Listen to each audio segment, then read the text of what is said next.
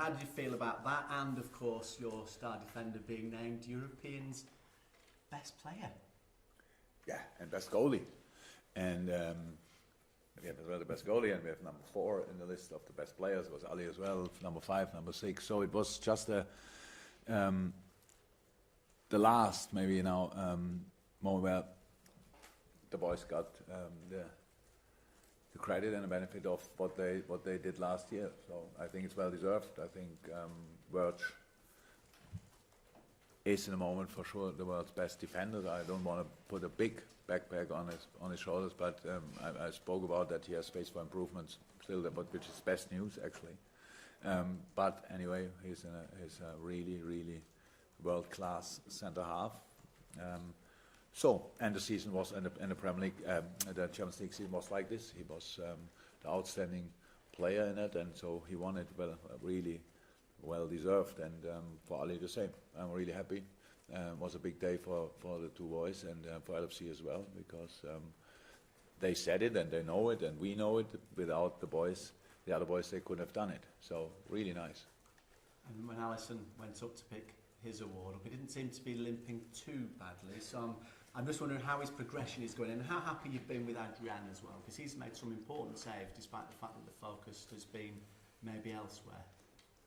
No, but yeah, he made of course steps, but it was a proper injury, so that will still take time. So it's not, and how always with professional sportsmen, when you have a muscle thing and it takes long, then it takes as well a while until you can bring the muscle at least in the same on the same level than it was before. And the calf muscle is pretty important for jumping, and the goalie, quite important that he can jump from time to time. So it will take time, but thank God, and hopefully it stays like this. We have a fit Adrian in the backhand, if you want, now in charge, so which is good. So far I'm really happy with everything I saw. So he's a good guy, which is important as well, but most important of course is that he can catch balls, and that's good as well. The solution we found for it is really good, but anyway, of course, it would be better if Ali could be around, but that will take still some time. What about Burnley this weekend? Obviously, last season's game at Turf Moor resulted in an unfortunate injury to Joe Gomez. He's fit now. Joel Matip has played quite a lot alongside Virgil van Dijk. So how do you prepare for this game, and what is the selection process that goes through your mind defensively? We need them all. We need them all 100%, and that's the first part, the very first part of the season, the first 4 weeks roundabout, or at least 4 Premier League games, and we had a busier schedule than other teams, but still not that busy during the week, so that all will come up afterwards. So no reason for resting players in the moment. So, and it's about finding rhythm, finding the mood again, like that we do the right things in the right moment and stuff like. So it's not a moment for a lot of changes. But after this international break, that will change, of course, completely. But in a moment, defensive setup, whatever, how always, it's about who's in the best shape. And we had a full week to train, and when the boys show me that we won the last game, and when they show me then that they are still in their best possible shape, yeah, then we will only think about a couple of really small changes. But of course, they are all around, and that's good. And but no decision is made for forever in football. And we make always decisions for one match, and then the next is waiting. Usually this time, they all go all around the world. But after that, we need them all, and they know that, and that's why the mood in the dressing room is pretty good. When you say you need them all, what about Dejan Lovren? Because he's been linked with a move away. The European transfer window closes this weekend, which I guess creates its Monday. On Monday, I guess creates... It's a bank holiday again, I wasn't thinking. Yes, its own problems. Are you expecting to stay? And in the bigger picture, when Premier League revisit this, is there a path to go down where they talk to Europe and you align this. So the first part of the question is a transfer question, and we don't talk about transfers in this press conference. So, there's nothing to say about really. But when I say I need them, then I say I need them. That means that involves pretty much all the players. And last year we had 4 centre half. We had exactly the same centre half situation, and there was a game when we played. Even in the Champions League, we played against Bayern at home with Fabinho as a centre half. Means 3 centre halves not available. So. Yeah, that's how it is, but nothing else to say about it. The second part was about the transfer window. Do the governing bodies have to get together and align it, in your opinion, to make it easier for Premier League managers? Of course. I said that before. Didn't change my mind in a week. So that's really, really, really, really important. Just because we have... the transfer business is a European business, or it's a worldwide business if you want. But we were all used to that Russia always closed a little bit later, or China closed later if they closed. I'm not sure. So there was always this kind of opportunities were still there. But that's different to England is still, Italy is still open, Germany is still open, Spain is still open, and all this stuff. It's a massive difference because they are proper competitors in all competitions, and so that's of course not how it should be.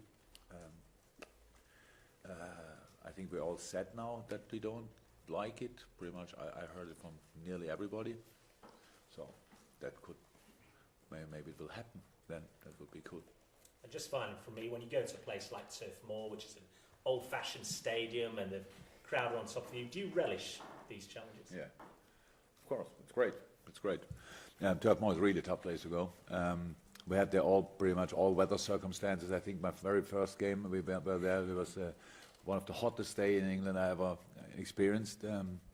Then we had wind, rain, everything. So it was in all the games. It was difficult. It was always difficult. I think once we played there the 1st of January. I'm pretty sure. Yeah, when Rocky scored in the last. That's how a year should start. No, tough place. And they do an incredible job, to be honest. That's how it is. I think probably everybody will write about it, that we were not, didn't look like Sean Dyche and I, that we are best friends after the last game. It was an intense game. Joe Gomez got injured. We had a couple of discussions, but we just both coaching staffs and myself and Sean as well are proper competitors. So we don't hide our emotions, obviously, and that can happen. But it was always, from my point of view, I think it was always completely respectful. So because I respect them, I respect Sean a lot, what he's doing there to keep a team like Burnley really always on that level of motivation, determination, and desire and all that stuff. That's so difficult, and they're doing that. And 2 years ago, they qualified for the European League, which is a challenge for a club like Burnley then. Had to play all the qualifiers, so the season started not that well. Otherwise, they would have been safe early February in the league. I'm 100% sure. So that only shows how good the job is they do there, and that makes life not really easy when you go there. The way they play is pretty clear. They don't change it a lot, but they do it that good that everybody struggles who goes there. Can't remember any team who won there high. It's really rare. So City won last year with a pretty tight decision. Won the game. Of course, they had most of the time the ball, but that is football all about putting the ball in the net and not having it. And so, yeah, that's what we are prepared for. It's not planning a holiday when you go to Burnley. It's really planning the hardest work you can imagine, and that's what we try to be ready for.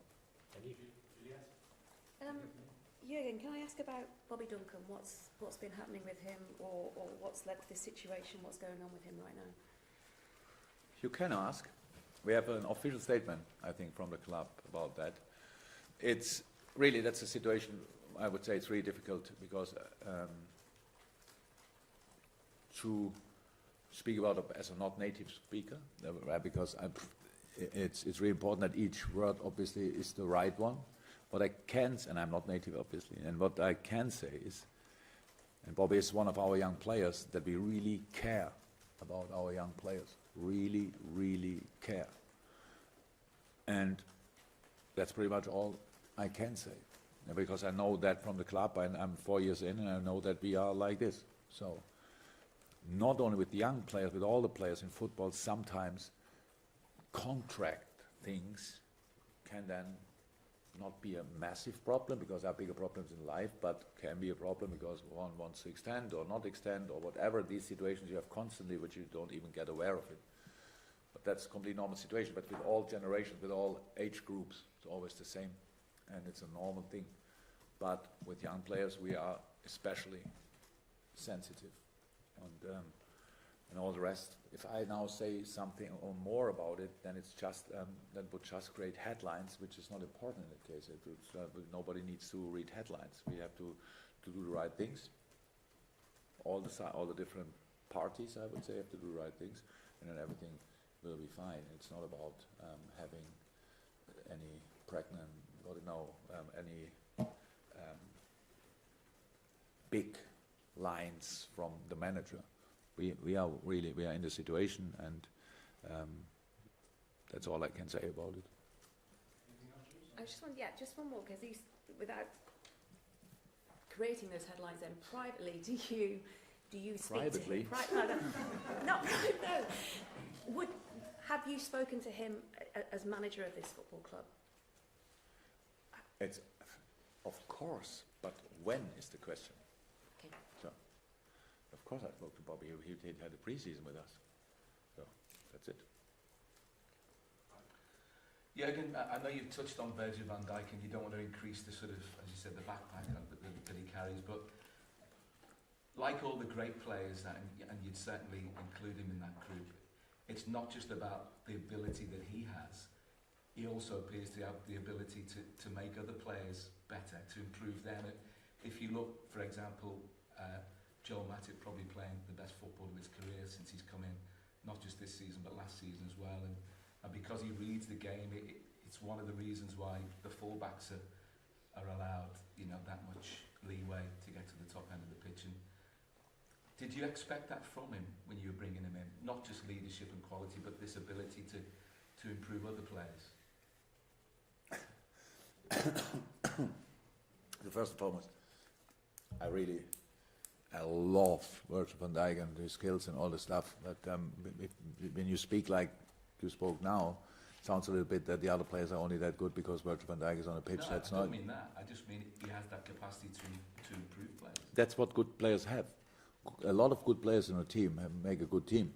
That's how it is. And of course, the better the basis is, the better the development can be. So that's how it is. And that's what the team did together. But of course, if you have a physically strong, very, very fast, technically good centre half next to you, whoever plays there that's a benefit of it. But most of the things we could say about Joe Gomez and Joel Matip and Dejan Lovren as well. So strong, quick, technically good, all that stuff. And then it's just about increasing confidence and stuff like this, getting more and more used to different things, and that kind of experience what you make on the pitch together and alone, using that for the next situation you are in, maybe a similar situation, all that stuff. That's about football. I expected him to be a world-class centre-half. That's why we paid what we paid. So I was not the only one who expected that, obviously, in the club. That's why, we paid what we paid. It's 12 consecutive victories in the Premier League, which is Liverpool's best ever in the competition. It equals their best ever in the history. It's so important these days, like I can never remember, to keep on winning matches because, at one time a draw away from home was a point gained. At the moment it isn't like that anymore, but the players don't buckle under the pressure, do they? They appear to sort of thrive on that. We don't think about it. Nobody would have told me now the full week that we had 12 games. I don't think I would have known that we won 12 games in a row. I have no clue. When we lost the last one, I have no clue. We played 12 games ago, whatever. That way we don't think like that. We are completely in the next game. But I think And what you all do as well is like you do like we all will play the season of last season, and especially Man City will play the season. We should expect that probably, but we cannot judge our season or our situation because in comparison to the situation of Man City and stuff like this. That if we drop a point there, then it's done. And then we have real pressure. So it's still a football game. There are 3 possible scenarios. My favorite one is to win it. And you can get a point, and unfortunately you can lose the game as well. So, and we have to at least, what can I say? Expect it could happen, all 3 of them. So, but we have influence with our performance. So we think about the performance. What do we have to do? How do we have to face the opponent? You make an analysis of the other team, but you see them always playing against other teams. They're not against us. So what do we do special that they cannot be 100% prepared for what we are doing? And all these things, that's what we are in. And that's what our week is. And we don't count the points we collected in the last 12 games or think about the points we could get in the next 20 games. It's really about this one opponent. And this is the only time we always have. If we have 3 days or 5 or 6, training-wise, it's a big difference. But focusing-wise, it's no difference because you have 3 days to focus on the next opponent. Of course, enough. I would expect us, if somebody tells us tomorrow you play them, we have enough time to focus on them. It's analyze-wise a bit difficult, but the focus I would expect on highest level. And that's exactly what we do now. And since Monday, we thought only about Burnley. And yesterday we got this little, when people told us who we play now in the Champions League, was a little more for a few moments was the thing we were talking about. Then close that book again and thought about Burnley. And that's exactly how we understand it. It's for us the only way to do it. So that's how you keep things going, by constantly being focused and concentrated on the next step. Otherwise, you will struggle. Jurgen, just how much did you anticipate the way Arsenal played last week and prepared themselves to target Before the game? Before the game. And how much are you expecting other teams to change the way they play? Because of that. Because of to do things that you don't expect them to do. Maybe Arsenal would play in a way that Arsenal might regularly play, but they seem to change their tactics to play. Mm-hmm. Maybe not Burnley. Pretty much that happens a lot then. That happens a lot that teams, it makes our analyze tricky. I think when we have the 2 sessions where we really prepare the next opponent, I always, meanwhile I say, so far, they did this and that, and maybe they do it differently against us. So that's a kind of sign of respect, of course. It's not bad, but it makes it just analyze a bit more difficult. Arsenal, I said it after the game, we were of course surprised about the setup they had. I think we saw 7 games in the preseason. They didn't play Rondo for Diamond for one time, and that was of course surprising. That in the game, it was the players adapted pretty well to it. But of course, it was in one case difficult, or specific part difficult, was the movements in the box, because if you have constant these free crosses, human beings tend to not moving in the box because you wait for the cross, and if that's more fluent, then you have to do more, and then the fullback is in a full sprint on a run, then it's clear then the box is as well pretty lively, and we had very often this static formation and made life then for Christensen especially, and David Luiz too easy for the header. Not Christensen, he played not together with Christensen anymore, but Socrates and David Luiz to win the headers. Second ball formation then for these situations were not exactly like it should have been, but it became better, and of course halftime always helps. We could show then a little bit, and that's how it could work, how we could make it a bit easier for us. But it was a very difficult game because of the counter-attacking threat. What I was really happy with, that the chances Arsenal had in that game were, of course, counter, but individual situations. So Hendo, in 9 million times he hit that ball, and that was the moment he doesn't hit the ball, so that was a counter-attack, a big one. And the other one was when Adrian and Verge were not 100% sure who takes the ball. That was the second big chance, and I think the other one was a shot from Pepe, which was good. But if other teams are not allowed to shoot anymore from wherever, then we have a real problem, and then we have to defend on a completely different way. So I was happy with that, but that's the things, they happen. That happens from time to time. But we will see what happens tomorrow. Burnley plays, I don't know how many years now, 4-2. We will see what they do tomorrow.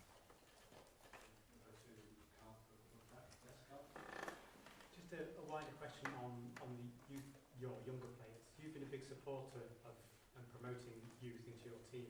So when handling of youth players is brought into the open as question, how do you feel about that? It's obviously a smart question. You know, each answer would lead to the other case, and that makes no sense. One general thing is, and it had really nothing to do with the Bobby Duncan thing. No, but that's what I say. All the young players and all the, if I speak to parents, all the parents as well. A young player has all the benefits of all the benefits. The only problem, the real problem, because he's skilled, that we've been talking about young skilled players which are around Liverpool, Man City, Man United, stuff like this, they're all skilled. Wow. They're crazy. And the thing is, the big problem they could have is if they lose patience. That's how it is, because life is like this. You cannot do the first step before the next step, and you have to really make it step by step. That's how it is. If you are not Lionel Messi and with 17 years ready to play for Barcelona, and we don't see that often that players are ready for that. But it's possible, of course. It doesn't mean. But mostly it's really about patience, and patience in the right way, in the football way, not waiting for things, being ready for making all the steps you have to do, training hard, playing on the next level, adult level, all these things, doing what the coach is telling you, and we make sure that the coaches tell you the right things, and so everything is fine. Yeah. So that's the only thing. But I don't feel about it. They're all individuals.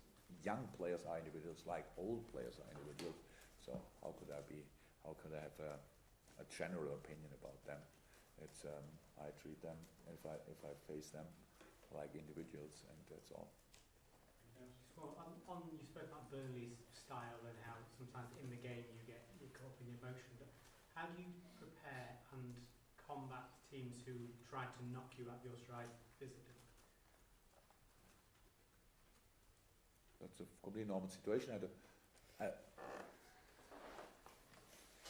We are constantly prepared for. We should be constantly prepared for that. That's football.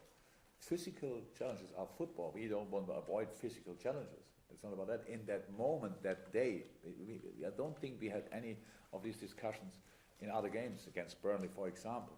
And that day it was raining pretty much, and it's like you cannot. That's what I said. You cannot judge a sliding tackle when you start going on the ground 5 meters before you hit the other player. It's just everything can happen. He makes another step or whatever. A normal sliding tackle. I was a defender, so I love that. It's a complete part of football. I have no problem with that. That's a normal defending, but that's what's special at that day.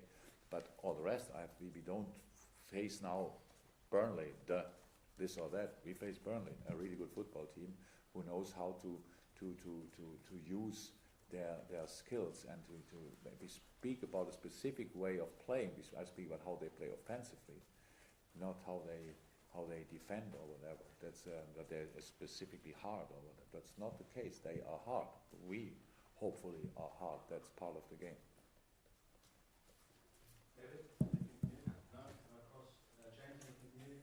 Jurgun, Shaqiri hasn't featured in the game so far. How has he responded to that, and is there anything you need to see from him that you're not seeing currently? No, brilliant. Shaq is training well. That's the situation. That's the first 4 weeks of the season. That's how it is. That's probably the hardest period for players who are not. He had an injury to Evian as well. After injury, like Naby did. Naby got a re-injury. Thank God Shaq didn't get that. That's the only situation. In training, Shaq doesn't have to improve in any way. If he can keep the level he's doing in the moment, then it's not about that. Of course, he can improve. Everybody can improve, but it's not about that. He doesn't have to show anything special. And we will need him. He knows that 100%. Is he the happiest player in the squad at the moment? I don't think so. Can I see that on the training pitch? No. He's in a good mood and training hard, doing what he has to do, and is ready for the moment when he has to help the team on the pitch.